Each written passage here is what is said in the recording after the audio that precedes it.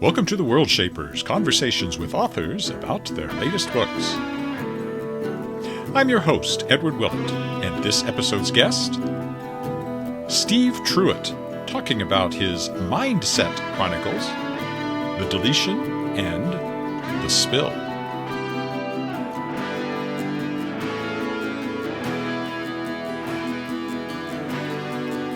Hi, and welcome to another episode of The Worldshapers. My name is Edward Willett. I'm your host. This is the podcast where I talk to other authors about their books. I am myself an author. My latest book was The Tangled Stars, a science fiction novel featuring an AI-uplifted talking cat who becomes a starship captain. It's a humorous novel, with lots of adventure too. That came out from DAW Books back in the fall of 2022 in ebook and audiobook.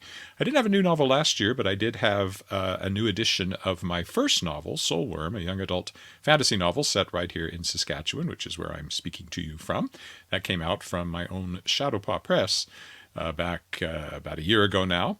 I'm working on something new, and I hope there'll be a couple of new novels in the not-too-distant future. Now, Shadowpaw Press, which I just mentioned, is actually one reason I don't have as many novels coming out myself, because I've been so busy running a publishing company, it's been cutting into my writing time. Shadowpaw Press is a small traditional publisher. It's named after our cat, Shadowpaw. And Shadowpaw Press, shadowpawpress.com, has 3 new books I want to mention here off the top of this podcast, in no particular order. This is The Headmasters by Mark Morton. It is a science fiction, young adult science fiction dystopian novel, I guess you'd call it, set in the not-too-distant future. There's been an accident at a research facility in northern Ontario, and these alien parasites came in and attached themselves to the people at that site. The rest of the world seems to have gone silent. This happens many years after that incident, and about a young woman who actually finds a way to get rid of these things. I don't think it's a spoiler to say that. So The Headmasters, Mark Morton.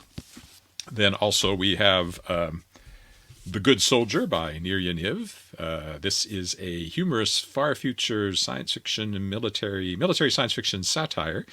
Nir Yaniv is an Israeli-born author who now lives in Los Angeles. And you can think of this one as MASH in outer space, or Catch-22 meets Starship Troopers. It's set in a kind of a Starship Troopers future, but it's very, very funny. So I recommend this one a lot. I published it. And then, of course, we have this one, which is the 4th in the anthology series featuring authors who were guests on this podcast. For the first 150 episodes, I talked to only science fiction and fantasy authors. I'm now speaking to a few people who are outside that narrow genre. It's not a very narrow genre. There's so many subgenres. It's quite a wide genre. But this was the 4th one. I kickstarted it last year. It just came out in January. As you can see, it has Sherry Lynn Kenyon, Michael Brent Collings, high-end authors, I guess you'd say.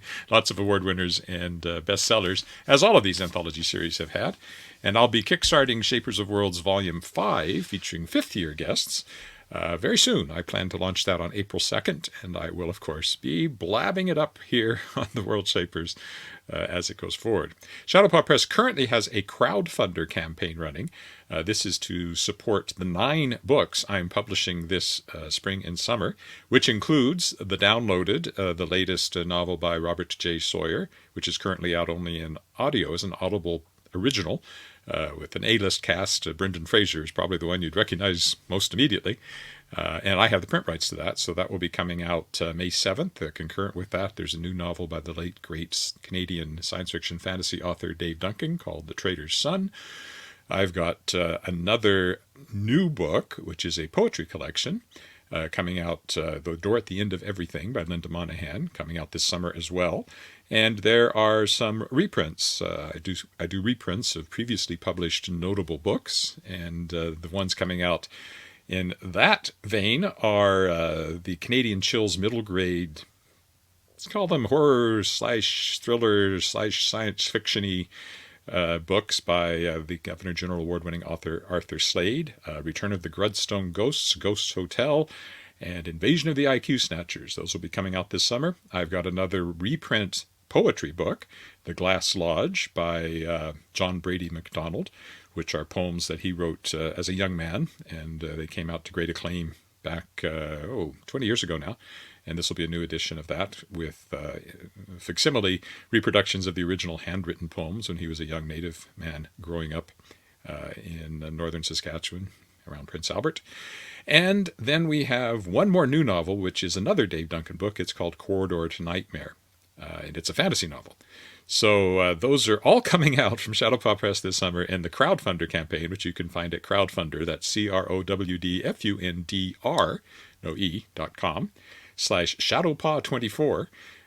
You can go and you can support, and for just a $10 donation, you can pick 3 ebooks of your choice from all those that I published, and for a $30 donation, you can pick 10. And of course, there are other rewards that you can opt for as well. So please check that out and watch for the Kickstarter for Shapers of Worlds Volume 5 coming April 2nd. That's when I'm planning to launch it. Okay, that's a lot about me and my publishing. Let's go on and talk about today's guest, Steve Truitt. So, putting on my glasses so I can read the introduction. Steve Truitt has been hooked on science fiction in the future since he was 3 years old, and his mother set him down in front of the television to watch the launch of Apollo 11. An avid space enthusiast, NASA history buff, and flown-in-space memorabilia collector, he's a proud member of the National Space Society and the Planetary Society, and boasts the impressive fact of having met 5 moonwalkers. Steve has served as a Los Angeles TV news anchor and hosted such acclaimed science and technology programs as National Geographic's The Human Edge and Discovery Channel's Cool Stuff, How It Works. He's also hosted Dream Decoders, Ground Rules, and Sony PlayStation's annual coverage of the Electronic Entertainment Expo, E3. He co-created and co-produced the renowned Discovery series Born Schizophrenic, which earned him and his team the Sign Foundation's Golden Eagle Award for Excellence in Documentary Television. An avid Star Trek fan, are we all? He's also the co-creator and co-host of Energize, a Star Trek podcast, which breaks down episodes of current Star Trek scenes. And we do talk about this a little bit, he even, after a determined letter-writing campaign, made a one-line appearance on Star Trek Enterprise, Season 3, Episode 21, if you want to check it out. He's now a successful coach, trainer, and motivational speaker, and he was awarded with the Reader Views Prize for Best Motivational Book of the Year for his book Stop Waiting for Permission. His best-selling first novel, The Deletion, which examines life in a post-artificial intelligence world where a disconnected society scrambles for solution through a new form of connection called Mindset, came out last February. Book 2, The Spill, comes out this May. He lives in Los Angeles with his wife and 4 daughters. So, let's talk to Steve Truitt. So, Steve, welcome to the Worldshapers. Thank you, Edward. It's great being here. Thanks for having me. Now, I was taken in your bio about how when you were 3 years old, your mother set you down to watch the launch of Apollo 11, and that told me 2 things. It told me exactly how much older than you I am, because Apollo 11 landed on the moon on my 10th birthday, so I must be about 7 years older than you. That's probably right. Yeah. But also, that launched your lifelong interest in space, and I don't know if that had anything to do with mine, but I've also had a lifelong interest in space. So when I'm looking for connections, that's one I certainly glommed onto right away, plus the whole love of Star Trek and all of that. But we'll talk about some of that as we go along, but let's begin with tell me about yourself. Okay. Tell me about your writing journey. Sure. I didn't think I was going to be a writer until I turned 54.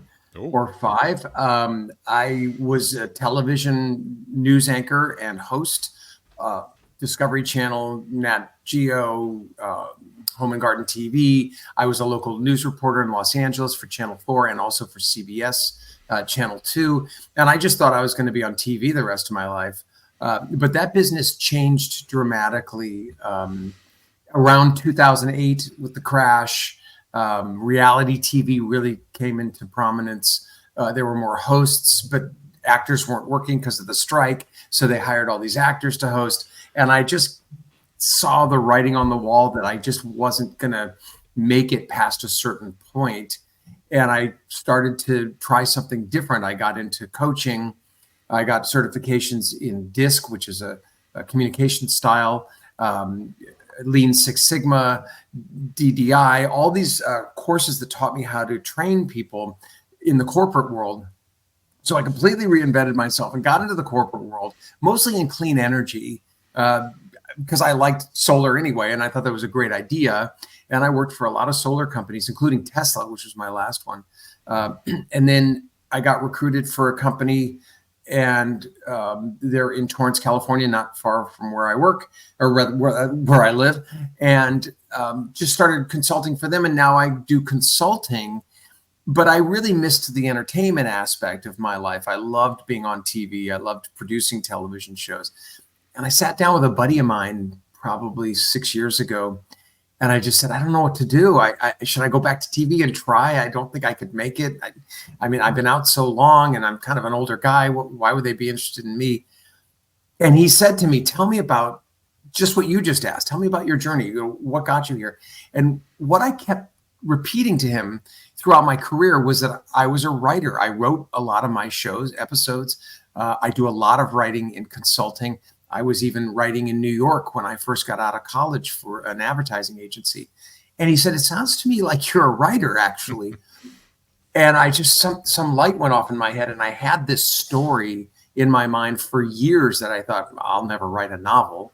And wouldn't you know it, I've said, okay, I'm going to give it a shot. And I wrote not one, but I'm on my second, and there'll be a third. And I've now decided that my third act in life will be as a full-time novelist.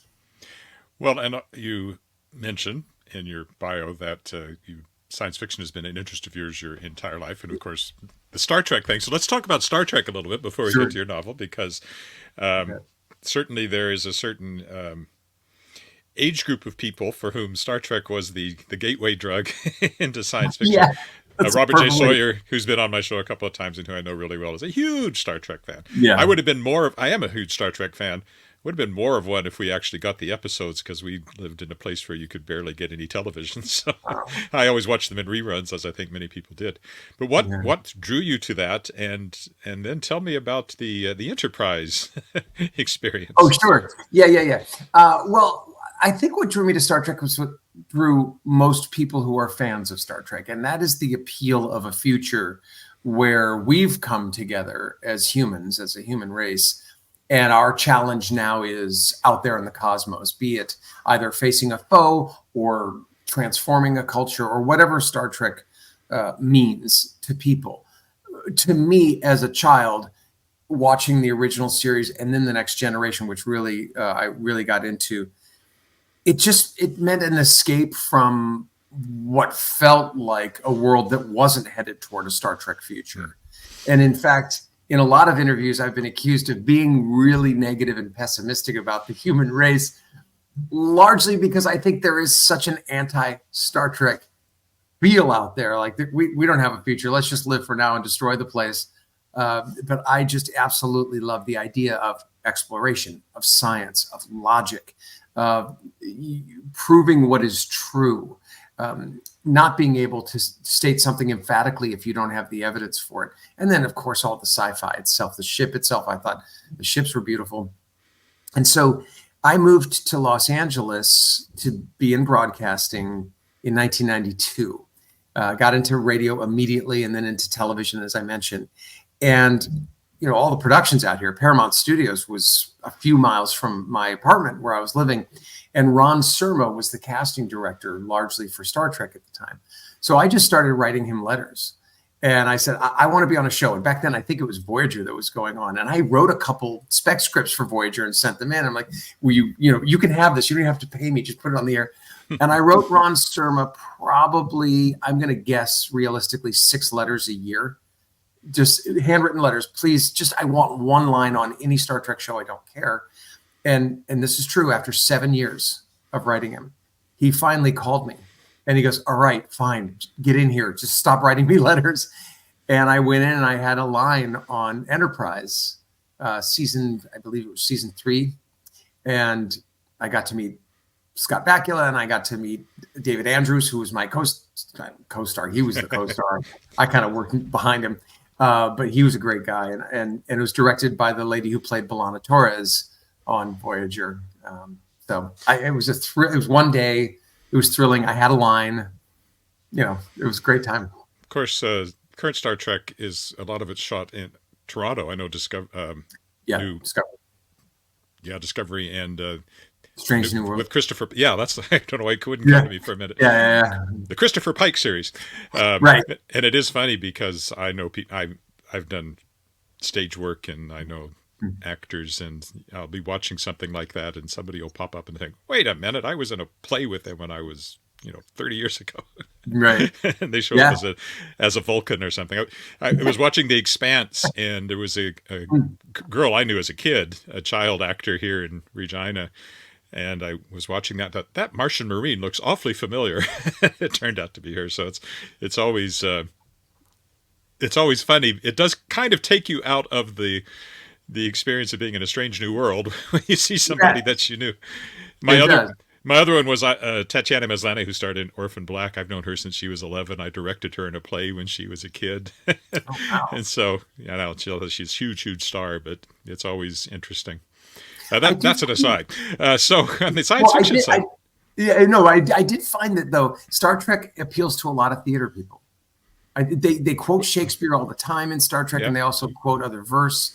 Look at Picard. I mean, he's a Shakespearean, and Shatner was a Stratford Shakespearean actor before he became Kirk. So that's right. And Scott Bakula has done stage, so it's sure. It certainly is a thing. Yeah. Did I just freeze for you for a minute? You did. It was charming. It wasn't like the ugly freeze. It was good. My cute smile, closed eyes looking there. Yeah. Did you read science fiction? That's what I was trying to get back around to. Yeah, I did. I read a lot of Asimov. My favorite book by Daniel Keyes is Flowers for Algernon, which is probably the only book I've read like 4 or 5 times, and it still gets me every time. Mm-hmm. I really loved Asimov, and then the classics, 1984, and such. But I read a little bit of Arthur Clarke, but not a lot. It's strange because I like Arthur Clarke because he is so realistic in his writing, whereas others are fantasy. And I tend to be more realistic in my writing. I haven't read as much Arthur Clarke. The stuff that I read that got me excited about writing and I emulate is Tom Clancy, actually. I read a lot of his stuff in college, and I just found his writing to be just explosive and incredible. It's not called science fiction, but it is really near future science fiction, in the broadest sense of the word. So well, let's talk about then your Mindset Chronicles. You said you had this story in mind for a very, very long time. There's a hoary cliche in these kind of interviews where you say, "Where do you get your ideas?" So we have reached that point. Yes. So when I was a kid, I had a story in my head about an alien that comes to Earth and divides the planet. Some are believers, some are terrified of her, which to me is the essence of human nature. You're going to have people who accept, you're going to have people who are terrified. Even in college, I tried to get my major to be I went to University of Maryland, and I ended up being a speech major, but I tried to create a major called I can't remember what it was called, mass communication or something like that, where the study of how one person can affect an entire culture and how an entire culture can influence an individual. And that stuff has always fascinated me, how people are influenced by movements and so forth. And so my original idea was this alien comes to Earth. It's a young girl. She comes by herself. She doesn't speak the language, but everyone interprets what she's here to do and to be. And I might have gotten that idea from Being There, which is the Peter Sellers movie, which I'm sure you know, from the late 70s. And she's crucified. And after that, what happens to the planet? And that short story, which I entered into a few competitions, was called The Third Testament. Basically, the Third Testament of the Bible. She becomes the new Messiah. So I didn't want to write that anymore because I wanted to write more of a science fiction kind of more planet-based kind of thing. So I came up with an idea where an inventor, like an Elon Musk, in my book, his name is Peter Eriksson, loosely based on Elon and my own brother-in-law, who's a Swedish genius and has many patents and has done a lot of incredible things with very small diodes and sensors and so forth. He invents a way to connect all of the minds of people by implantation of visual and audio devices, which at first brings sight to the blind and hearing to the deaf, but then he connects it all. And he uses a centuries-old concept called crowd wisdom, thinking, look, if 700 people guess the weight of an ox and don't get it right, the average of all of the guesses is usually spot on. Now, this was an actual experiment done in the early 1900s. And it was so fascinating to Sir Francis Galton, who did the survey, that he did it again and repeated it again and repeated it again. And he kept finding the same results. 700 people get it wrong, but the average is actually dead on, the weight of the ox. And he termed that crowd wisdom. Mm-hmm. I became fascinated with this idea. It fit right into my thought of groupthink and how you're influenced by certain people. So I wanted to write the book about the end of an era, like let's say AI, which is where the first book, which is called The Deletion, starts.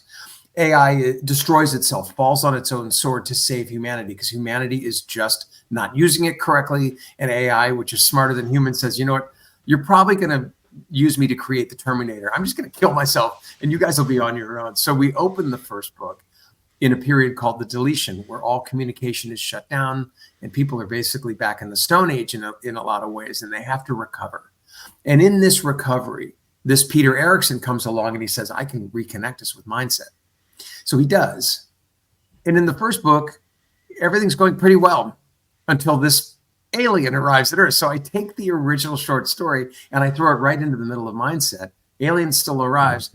And the end of the first book is the cliffhanger where they actually have her and go up to space, find her, and bring her back to Earth. So the second book is called The Spill. And the spill refers to what happens when this crowd wisdom collective, which is now probably inhabiting about 4 billion people on the planet, is faced with this really strange concept of an alien coming to Earth. And how do they deal with it? And she appears as a young girl. She's got red hair and freckles. She doesn't talk, but she's very charming. How does the collective handle it? Well, they don't, because crowd wisdom, which is tested here, fails, and thus results in what's called a spill. In other words, the collective cannot handle the overload of impulses and pulses and emotions that happen with this. And that's what the second book is about. Things fall apart. The center cannot hold. That's right. To go way, way back. Yeah, that's right. So when you decided to write a novel, not having written, but you had written short story, had you published short stories or any sort of fiction before you wrote this novel? I mean, you've done a lot of writing, obviously. I've done a lot of writing, but I've never published any story. Even the short story, the original Third Testament, was never published. I just entered it into contests. The best I did was I got third place in some kind of honorable mention or feedback from the judges, which means they liked it or read it twice or something. But it didn't get a lot of traction, and I didn't want it to. Back then, I didn't care. And here's the weird thing, Edward. I was offered, at the time I was hosting, an agent from CAA had read one of my Star Trek spec scripts and said, I'll take you on as an agent if you want to be a writer. And I turned him down. This was in the late 90s. Because I was hosting, and I'm like, nah, I just want to be on TV. I'm good. And part of me just wishes I had done it, because I might be writing for Discovery or for Strange New Worlds. Well, as long as we're doing old poetry, that's two roads diverged in a snowy wood. So. That's right. A little Robert Frost reference. So you decided to write a novel. You hadn't done one before. What was your process? Did you do a detailed outline? Did you just start writing? How did that all work for you? I had the idea. I fully bake ideas in my head, almost to the point where if I could fast enough, I could just spill it and vomit it all out. I didn't do an outline for the first one because I'd never written a novel before. So the way I was able to construct it was I went onto a website called Wattpad. Are you familiar with Wattpad? Yes. It was recommended by a friend, and I just started writing it in Wattpad, chapter by chapter by chapter. And because I had the idea fully baked in my head, and because I had thought about a lot of it for, a couple of decades, it did just kind of write itself, or wrote me, if you will. But I didn't like the platform, Wattpad itself. I wasn't a fan of how it's laid out, and it can be very political. And then it started to get really oversaturated. And I think I missed the window of Wattpad. Had I started 10 years ago, maybe it would have been better for me. But I had a fully formed, I probably had 40 chapters in Wattpad. So I just pulled it off Wattpad and then got Scrivener instead, which is a great writing tool, and throw it into Scrivener. And I thought, well, I want to finish this. And so I wrote the last chapter around the time I wrote the first, and then I just kind of backfilled on both ends and was somehow able to put it together. It was cobbled together. It took me a year. Second book took me 3 months. Did it all in Scrivener with an outline. A lot easier. And once you had the first draft, what was the revision and process like? Were you showing it? Well, you had it on Wattpad, so people were reading it. In a sense, you had beta readers on Wattpad, I guess. I did. Yeah. I got a few feedback. I got a few pieces of feedback that I thought were really good, but not a lot. I didn't get a lot of traction. I was new. There was a lot of stars on Wattpad that get a lot of followers. I think I reached number 7 on one of their categories, which was great. I did have one person on Wattpad reach out to me who read the whole thing and was a big fan. His name is Lewis Williams. He's from the UK, and he gave me a lot of great feedback. But mostly the second draft was done when I got it into Scrivener and I was able to read it. I didn't read it as I wrote it. So I throw it into Scrivener and then I just started reading it and I thought, okay, well, I can clean this up. So to be honest, I only did 2 drafts of it. And then I got myself linked up with Paper Raven Books, which is a hybrid publishing company, and went into business with them. And they took it from there. And I wrote a 3rd draft and did copy editing and story development, and they work with you. They have a whole team that help you in marketing. And we launched just about a year ago, actually, about this time last year. Mm-hmm. So it's the AI, sounds almost like a version of Neuralink. Elon's. Do you know there's a Saskatchewan connection to Elon, by the way? When he first came over here, he worked for a while on a farm out in Swift Current, Saskatchewan. He has relatives there. I thought he went to school there.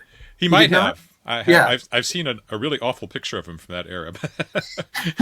The hair was receding. Yeah. Wearing a cowboy hat, I think, in the picture. Oh, that's worse. Yeah. Anyway, but it sounds a bit like that. Was there a lot of?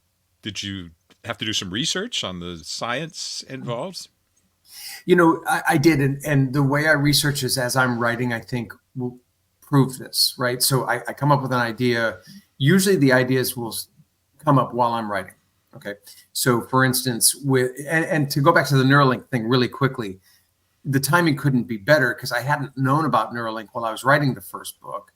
I just was imagining. I know that Michio Kaku had written in his book about contact lenses of the future that will allow you to see certain things, maybe entertainment. So I borrowed that. But I thought, if you're going to throw contact lenses on top, what if you were to integrate them underneath your cornea? How would that last? How would you be able to have that happen? So I did some research and I said, what is the least rejected form of fiber that you could put into your body? And the answer was hemp. And so I coated the lenses on the outside with hemp, which coated a gold filament, which was the receiver and the transmitter within the lens. So it was imagination plus prove it. Make sure that it can actually happen, which is Star Trek, because they came up with an imagination, but they had to ground it in reality. So that's how I do my research. I come up with an idea. If it doesn't track in reality or it's not a feature-based thing, then I just don't write it. Well, the other thing that you've hit, of course, is AI, although what we have now is not self-aware AI by any means, large language models and all that. But nevertheless, it's interesting that you're looking to the end of AI and what that might mean if we become completely attached to it or dependent on it. So what drew you to the concept of AI in the first place? I'm just going to be honest with you. I'm a bit of a snob. Sometimes I think I'm better than everyone. And so and this is probably because I was like a short kid and bullied. So I'm like, I'm not going to be part of the group, right? I didn't join a fraternity in college. I've always been an outsider. And I used to be proud of it. Now I'm just like, okay, that's who I am. But when I see trends like an AI thing, I think to myself, is this the next Psy song? What's that song he did? Gangnam Style, right? So when Gangnam Style comes out, everyone's doing the dance. And I'm like, in 2 weeks, you're going to be so embarrassed that you did this. Shame on you. But all my friends are like, we love it. Macarena, all of that. So I always look at that and I think this is a bubble. This is a trend. What happens after the trend is over? Bell-bottom jeans and all the other things that happen in life. So AI starts to hit.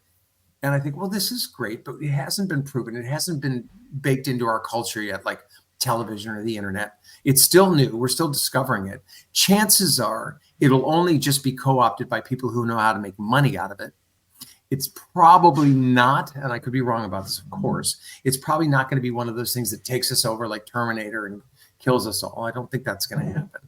I think it just becomes a tool that smart people know how to use or rich people know how to make money off of. So I just thought, well, what if I took that away from the first adopters? What if all the people that were relying on it and loved it and, it was a part of them, what if that disappeared? You're so in love with it now. What if we took it from you? And so that's where the first book, The Deletion, starts. AI ends itself because humans have no idea how to handle it. And they're just, again, monkeys with computers.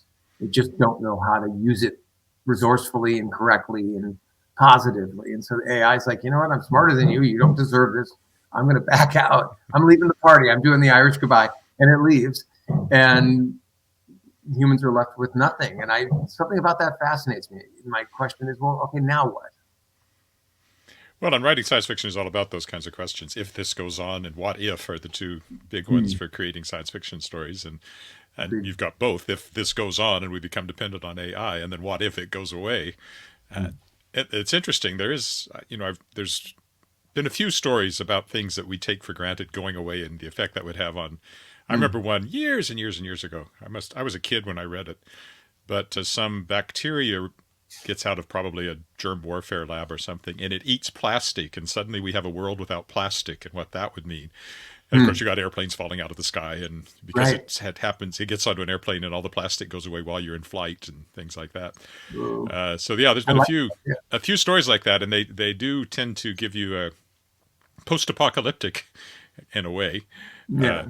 So you've got the 2 books. How many books will there be in the series, and where are you on the 3rd one? Okay, there'll be 3. And I just want to say in the beginning, my buddy told me put everything into the first book, and I couldn't. So I created I just had to split it at least. So I did create a cliffhanger for the first one. But by the time I really got into the second one, I realized, well, there's so much more to tell. So there will be 3. Book 2 is in final layout form now. It comes out May 22nd on Amazon and Goodreads and Barnes & Noble. It's called The Spill. 3rd book, I guess I can tell you. I haven't told anyone the title. I'm going to tell you. Ooh. It's called The Benevolent, and it's a jump in time from the original first 2 books. I can't tell you too much about it, but the alien story doesn't go away. And I just started writing it last weekend. My daughter had an SAT to take, so I drove her out to Placentia, California. And while she's taking the tests, I had 3 hours in a Starbucks, and I had my outline, and I wrote the prologue and the first chapter, and we're underway. What has the reception been, and have you been pleased? Do you think that you're reaching readers and reaching them in the way that you want to? I am definitely reaching them in the way that I want to, because you ask the best questions. I really like your interview style. I enjoyed watching all your other stuff too, to prepare for this. And again, thank you for this. Thank you. I like the reception I'm getting because the people who are reading it are genuine readers, and they seem to like it. I knew when I started this, my wife and I decided we were going to do a 6-year plan, that I was not going to be an overnight success. This is a first book. There's billions of authors out there, especially in sci-fi. There's a lot of content. So we're in a slow burn march toward my inevitable writing career, which gives us another 4 years to go. I can still be a consultant. She's a CPA, so she can do taxes. So everything is going the way I planned it to go. I am not an overnight sensation. I think I only have 35 reviews on Amazon, but they're good reviews. And I did the audiobook for the first one, and the audiobook is doing better than the book because I have a background in voiceovers and radio and TV. And so I read it, and it was my book. And so I read it in a way that I think was appealing to listeners. And so I'm on the way. I'm not a huge success yet, but that's fine. We're getting there. That's why we're doing these podcasts, and all the stuff that we're doing is to just try to get it out there and maybe find that audience. I was going to ask you about the audiobook. I have a pretty good voice for this sort of thing myself. You have a great voice. I love good voices. Do you know Jim Thornton in Los Angeles? No. You're very similar to him. You've got a great voice. It's funny.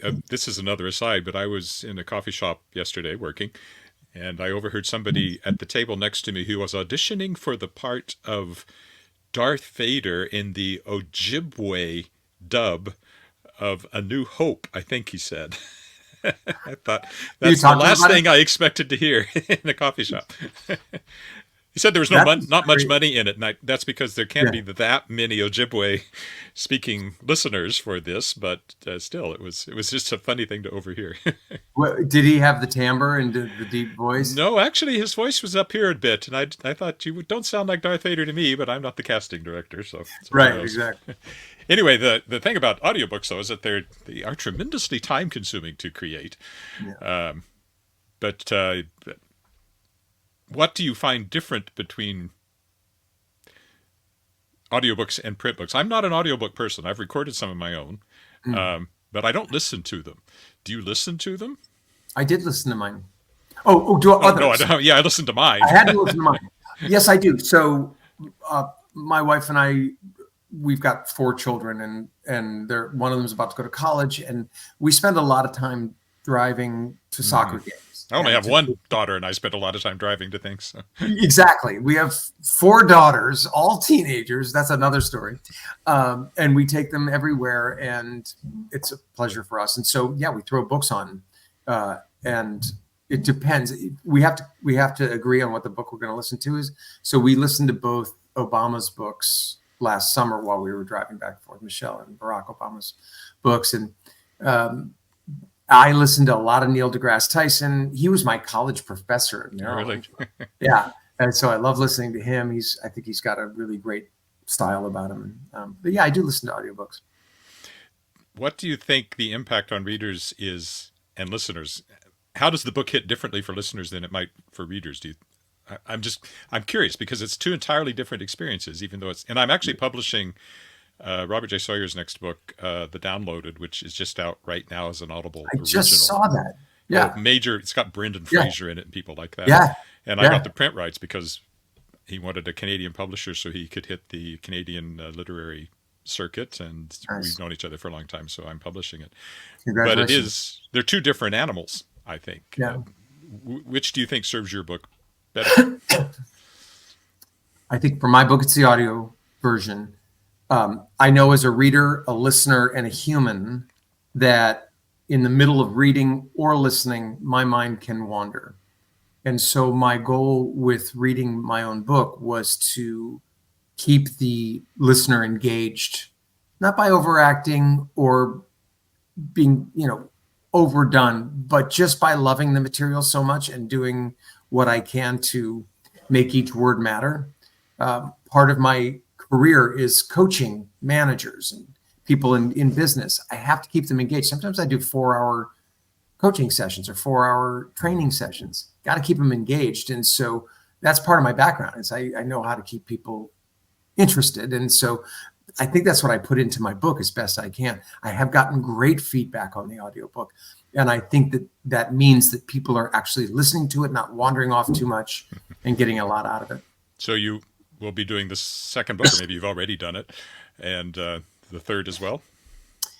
In all honesty, I did a first draft of the audio for the second book, rather, and I didn't like it. I think something must have been going on with me. I might have been tired. It took me only a week to do it. I have a little home studio here.